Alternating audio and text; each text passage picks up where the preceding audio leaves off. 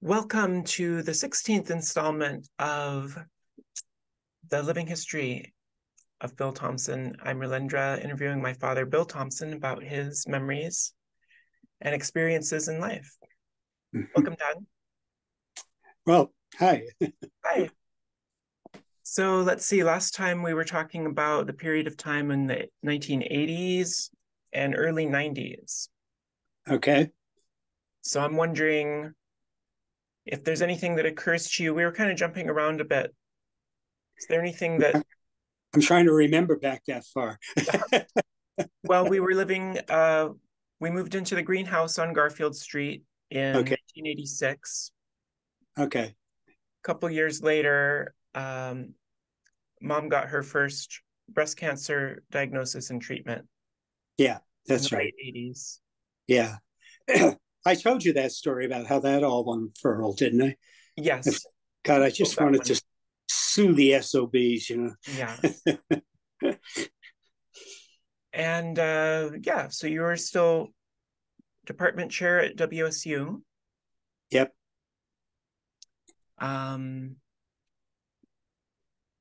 And let's see. Well, what else was going on then? Anything that comes to mind?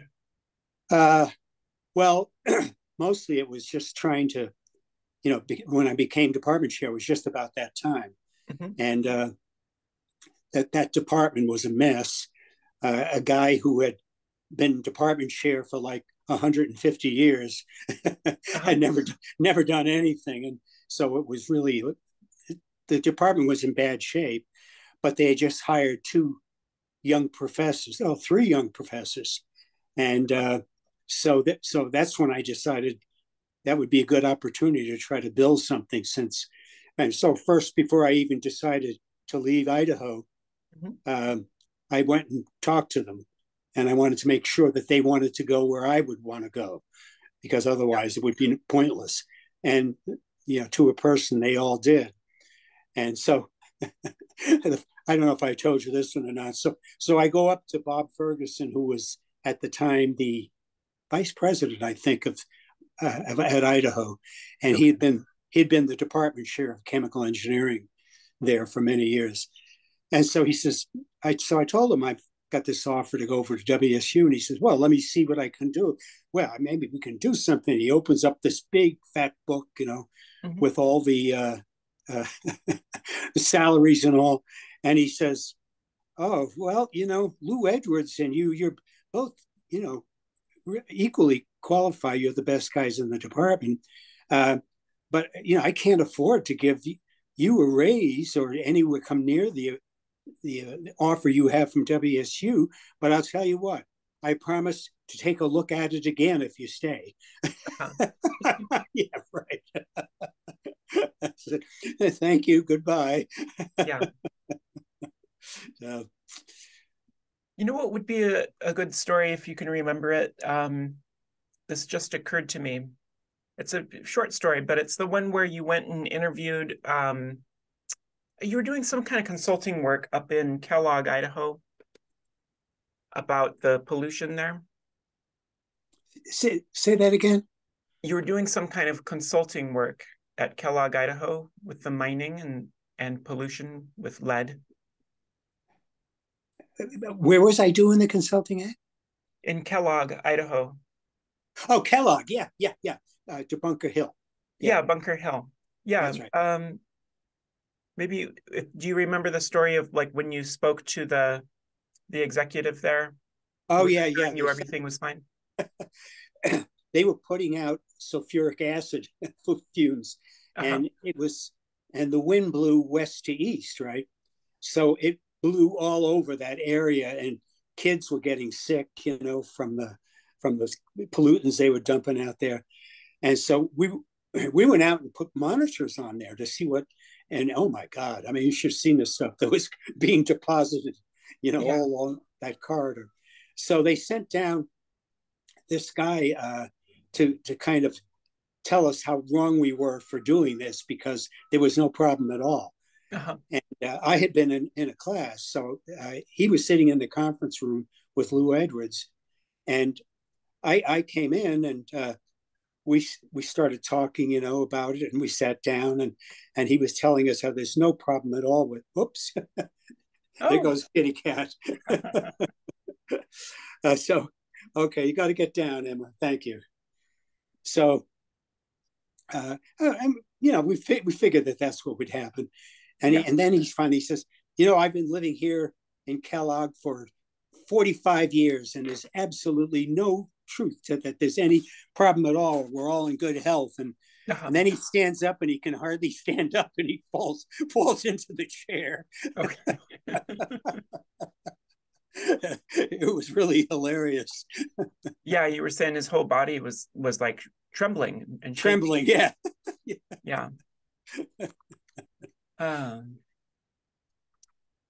well, that reminds me, you also did some consulting at Hanford. Oh, yeah. Yeah. Uh, we haven't talked about that yet. Maybe you can. Yeah. Yeah. I'm trying to think of what I was doing. Oh, I remember. They were storing the nuclear waste in Yeah. big, just enormous tanks. Mhm. And I want to say it was like hundreds of thousands of gallons in each tank. And And this is a nuclear, was a power plant yeah, or something near the nuclear Tri-Cities waste. in Yeah, Washington. Yeah. yeah. And so it was radioactive. I mean, not high, but it was radioactive.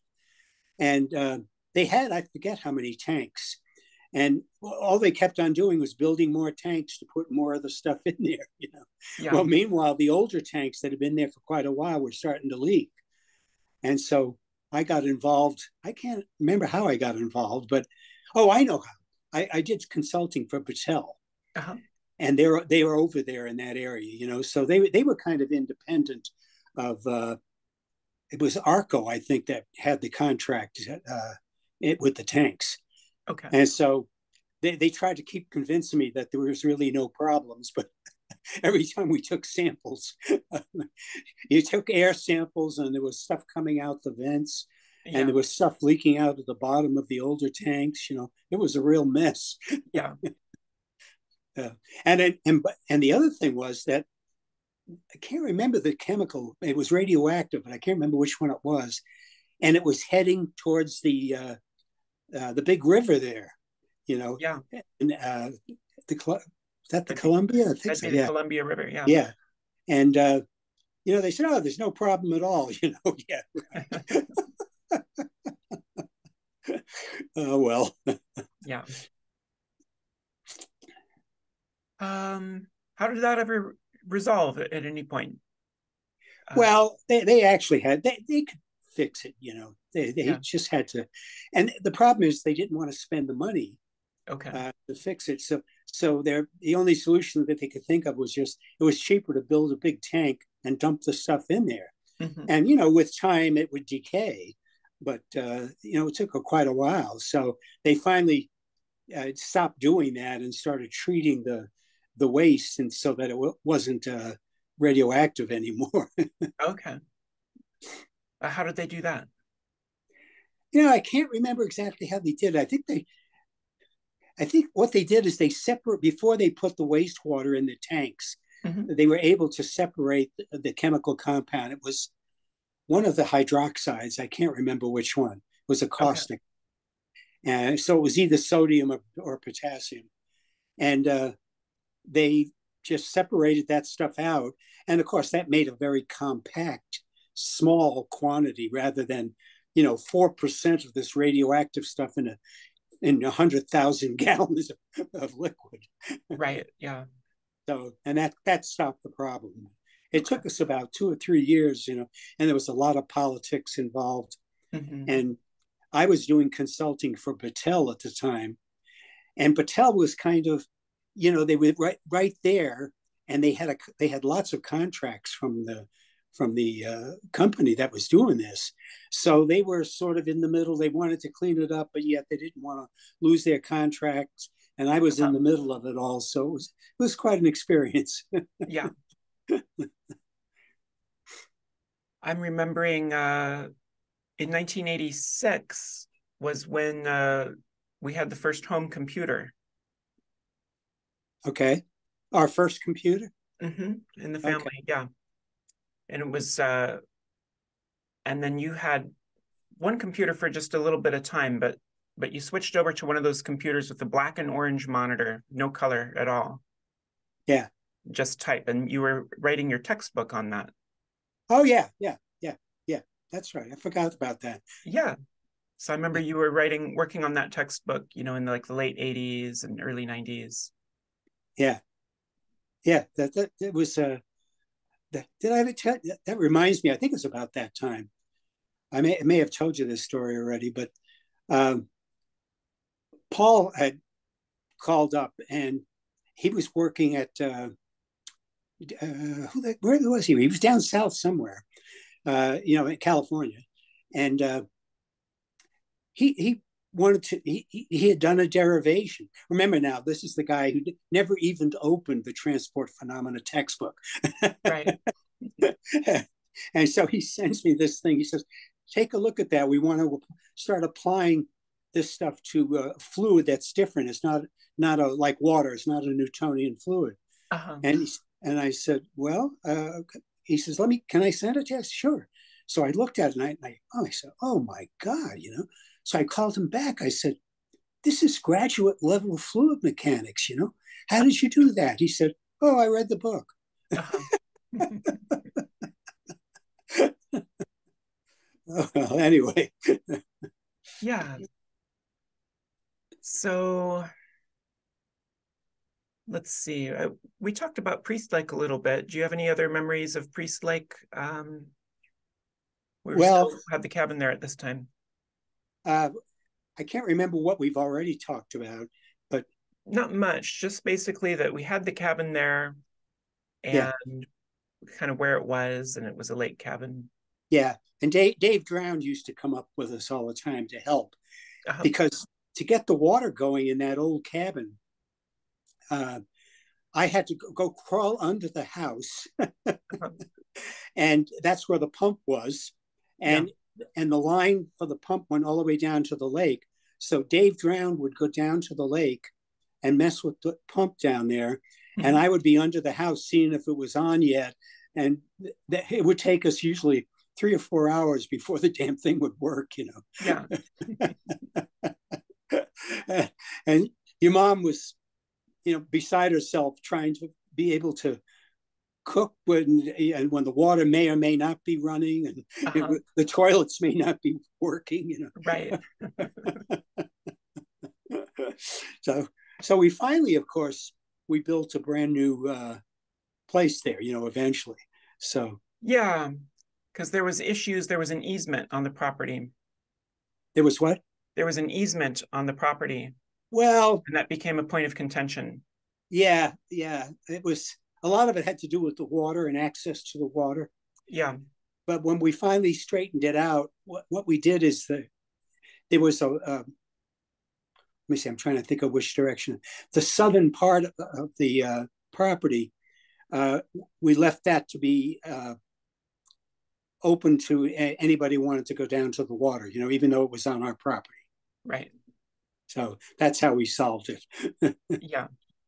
And then we built. Well, I remember when we built the new cabin, and we weren't down there. We were having it built, and the contractor got up there and started laying out the plans. And fortunately, one of the neighbors came and said, occasionally the water comes up that far, when after the runoff from the mountains. And so fortunately they saved us. And so they moved it back about 10 feet. Yeah. And and we, of course, we weren't even there. We didn't know anything about that. Right. We had good neighbors. Um, let's see, what else do you remember about that time? I remember I can remember I would have been about 8 or 9 years old at the time. There was Yeah, we built the new place. this would have been just before building the new place. I'm thinking of right after mom got cancer. Okay. We're coming Well, into what like I the do early remember is 90s. when you were just a toddler, Uh-huh. um, and I was under the house trying to get that damn pump going, and you took off for the lake. Uh-huh. And I went running down, and you were about waist high in the water when I reached around and grabbed you and picked you up. Uh-huh. Yeah. Always loved the water. Yeah, yeah. Oh, yeah, you did. Most kids don't like it, but Uh-huh. you always liked it. Yeah. Uh, Well, let's see. Thinking about the early 90s. Um, this would have been the last few years, just before mom got the second diagnosis of cancer. uh-huh. Did you hear? Do you know the full story of the cancer diagnosis and all? Did I tell you that? Well, the first one, we talked about the first one where the doctor had these Yeah. readings that he Okay. just wasn't relating to her for Yeah. until it was too late. Yeah. Yeah. He just didn't bother sending the, Yeah. and he should have known because your mom was going to him. Uh-huh. Anyway, yeah, it was awful. So yeah, then she got the cancer, and I'm trying to remember now. A lot of it I blanked out of my mind. It was such a hard time. Yeah. But it seems to me she sort of had a mild recovery, and then Yes. she went back again and came back again, and and that was she didn't survive that. Yeah, she recovered for a few years, Yeah. and then Well, she had a breast removal, I think, as I remember. Yeah. yeah, So and it would have been 1993 that she got the news of that the cancer had come back but stronger. yeah, yeah, yeah, And that's that right. was right at the same time that both Leslie and Amy were pregnant with their first kids. Yeah. Yes. And then Yes. they decided to get married that summer. Yeah. Yeah. That's So right. that would have been 1993. Yeah. Yeah. Yeah. I remember the ceremony when Leslie got married. It was in our living room, Yeah. and she had these two women. I can't remember their names, but they lived in the house when we were up on the hill, in Moscow. Uh-huh. They lived in the house down below. Lisa and Lori, Okay. and we were pretty good friends with them. And they were a lesbian couple, and somebody asked me about the wedding when Leslie got married, and I said, "Well, it was an interesting wedding." I said there were two lesbians uh, stood up for your mom, and the minister was a lesbian, and I said, and there was one short white guy there.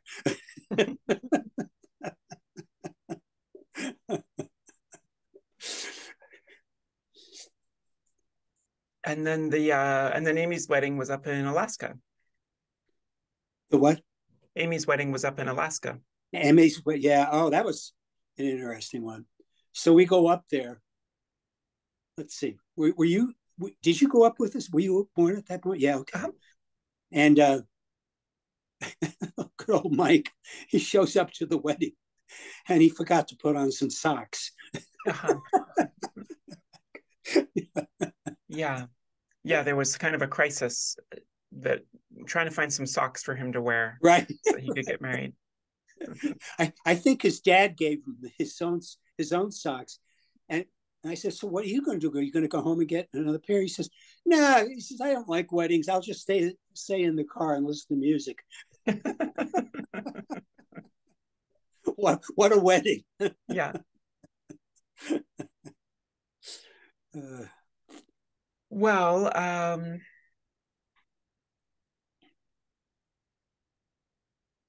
unless there's anything else you can think of um, from that year and that period of time, we could move on to to the the weeks that mom died.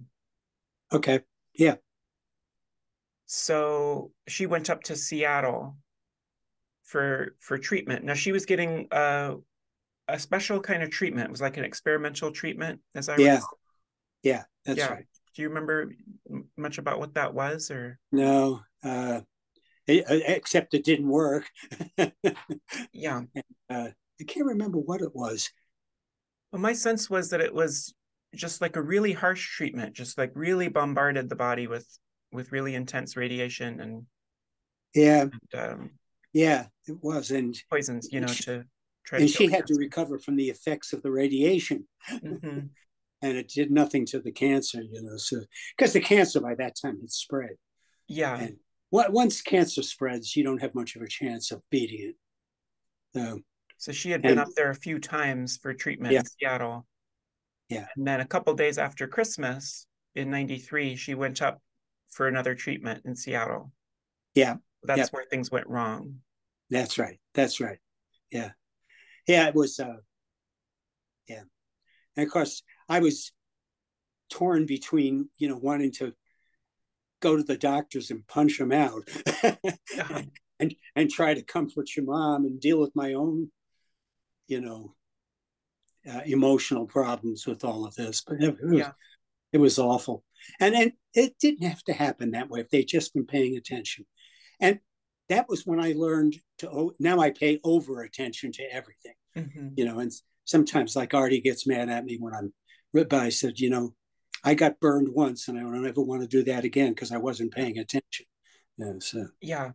My understanding was that during this treatment, she must have had like a cold or something.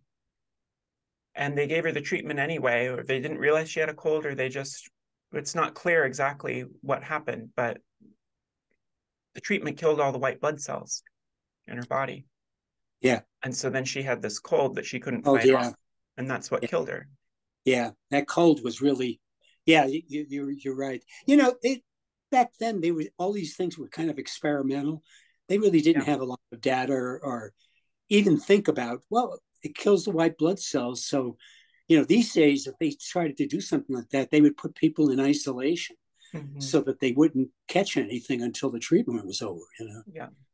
But back then they didn't know any better. Yeah. I remember you told me a story. I don't know if you remember it or not, but just before she collapsed for the final time, that she went out to like lunch with you or something, and she had a stone. She handed you a stone and said she wanted you to have that stone. Do you remember that? A stone? Yeah, like a crystal, like a small stone, a polished. Oh, okay. So remember I how she don't had those? remember. Yeah, Yeah, you shared that story with me once. That yeah, she said to you, "I want you to have this stone. It's very important." So she gave something to you, and then just not long after that is when she collapsed yeah, and her whole system went into shock. yeah. What do you remember the color of the stone? I don't. I don't. I've got a bunch of stones of that type. I don't know which one it is, because Yeah. she liked to collect those things. Yeah. So it's when she passed away, I gathered them all and I put them all somewhere. I think they were in one of the drawers here. Uh-huh.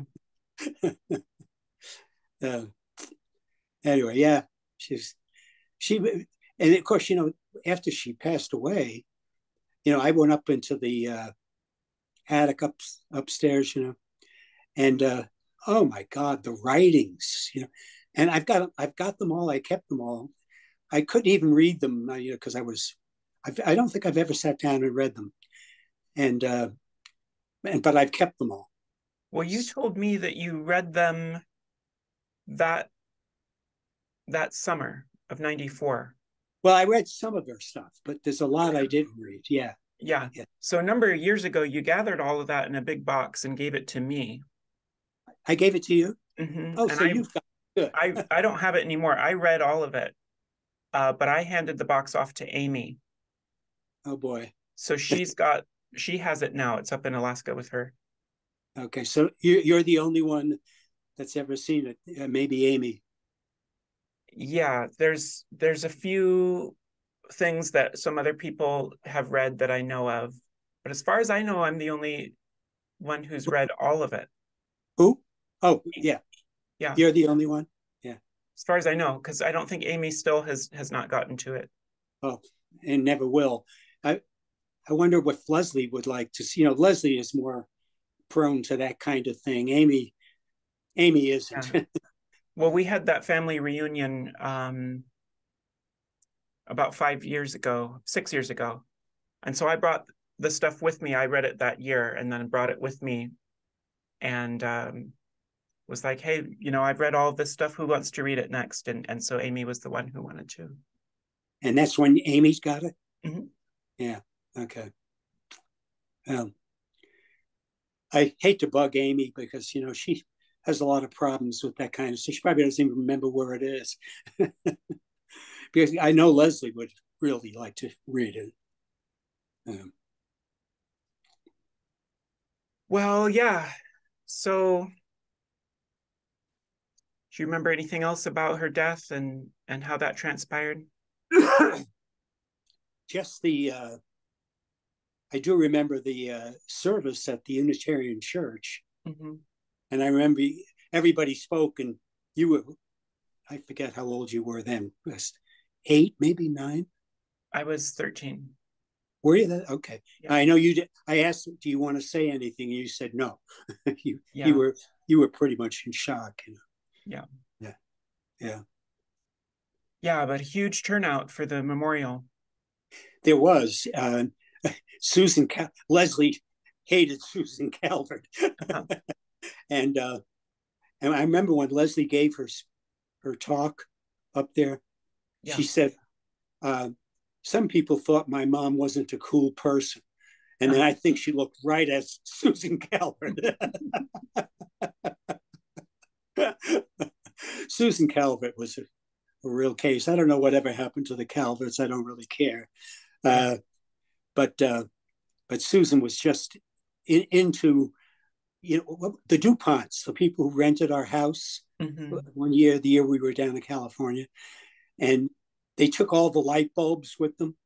So we came home Yeah. to a house with no light bulbs. That reminds me, I forgot to mention, zooming way back to when you rented the house back in like 1980. I remember there was a story about how Paul smuggled the cat into the place he was staying. Yeah. What were their names? Older couple. I don't know. They lived right on the corner of Laconia and the big steep hill, whatever it was. Uh-huh. Yeah, that's right. And they were really picky about things like that. Right. That was not uh, an accommodation that worked out very well. Yeah. Yeah, he somehow snuck the cat in and was keeping the cat in his room Right, in their right, house right. until they found out about it. Yeah, and then finally he couldn't. Neither of them could take one another. The couple that was housing him, and Mm-hmm. so Paul moved on his own back to the Blue House. I Uh-huh. mean, this was like within 3 weeks or so of, or 4 weeks of when we came back.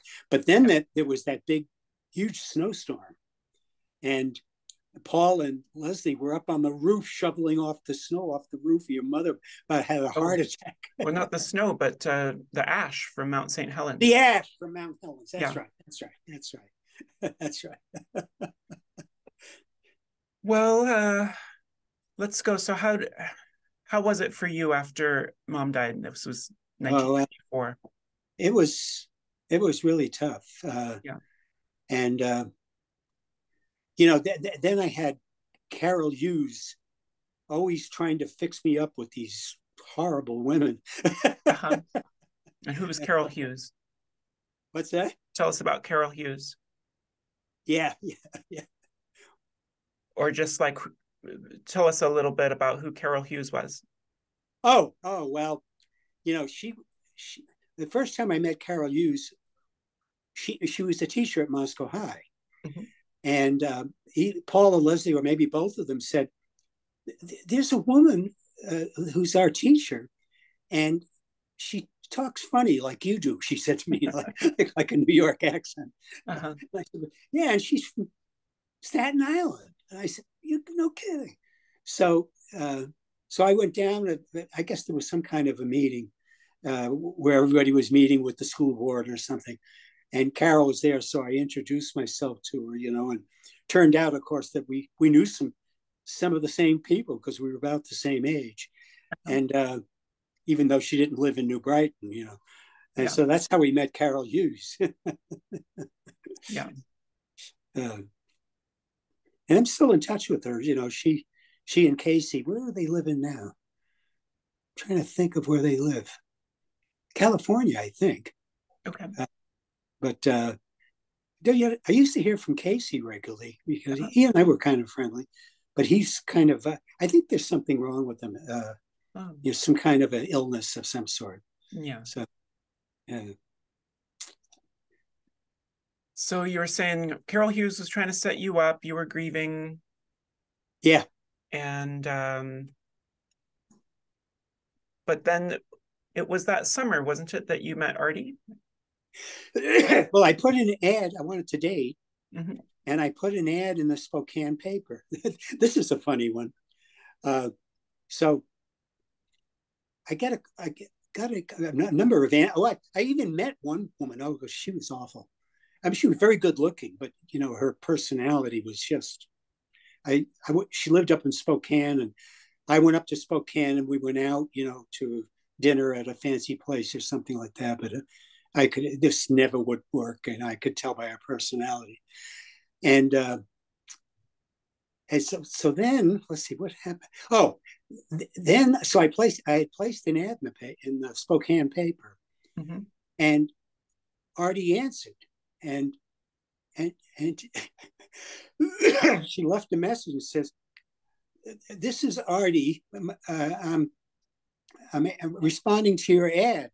And I said, "Oh my God, I must have placed it in the gay column by mistake." Artie, right? Right. With when it's And she spelled with has a kind of T, a deep it's voice. yeah. But so anyway, we got together. I called back and we talked, and then I went up there and we went out to dinner at one of the fancy restaurants up there, Mm-hmm. and then we had kind of a back and forth thing. She came down to Moscow a few times, and then eventually, we got married. So Yeah. And you had kind of given up on the dating scene in Moscow and Pullman, basically. absolutely, those those women who were close to academia were hard to take. Uh-huh. So yeah, so then it would have been into the mid 90s and late 90s. Yeah, I'm trying to remember now. What year did your mom die? She died in 94. Okay, so it So would you have would been have, late 90s. Yeah, I think yeah, Artie moved into the greenhouse yeah, in 96, yeah, yes, not long before you got married on New Year's, yeah, right. after, a few months after she moved in. Yeah. She had been dating a guy who was, God, he was awful up in Spokane. And I think one of the reasons when we started, kind of dating, and I would go up there, Mm-hmm. and then she decided to come down to Moscow, and I think it was to get away from that guy. Yeah, And then, the rest is history, as they say. yeah. uh, So yeah, anything else you can remember from that period of time that would be a good story to share?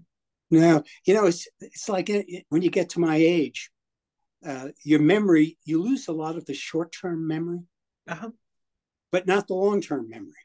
Uh-huh. And so it gets more and more difficult to remember things that are more recent. Right. And I can't think of anything that was, unusual or startling or anything like that. We dated, she moved down, and we finally decided to get married. Uh-huh. And it was a big wedding. Uh, Yeah. by that time, uh, Leslie's, well, the oldest one, I don't, Ruffy wasn't born yet, but Max was born. Yeah. And I remember he came to the wedding, and he was just a toddler at the Mm-hmm. time. Who else came? A lot of Artie's friends that she knew from Spokane came down, Yeah. and Artie's still in touch with some of them. so many of them have passed away. I mean, at our age, we don't have very many people left that we know. Yeah.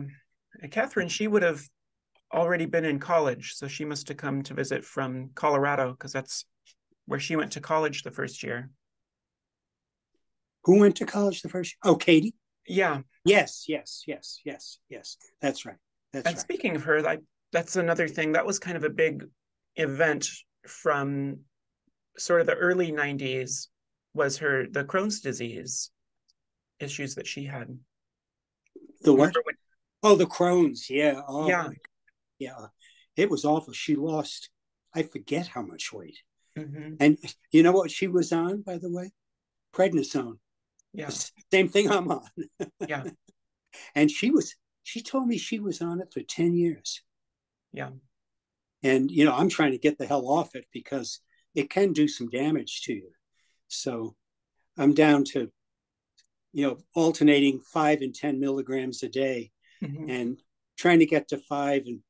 And my doctor, Mendoza, says that you could probably stay on 5 without any danger. The problem is if you stay on it too long, prednisone itself starts causing problems. So, Right. yeah. Yeah.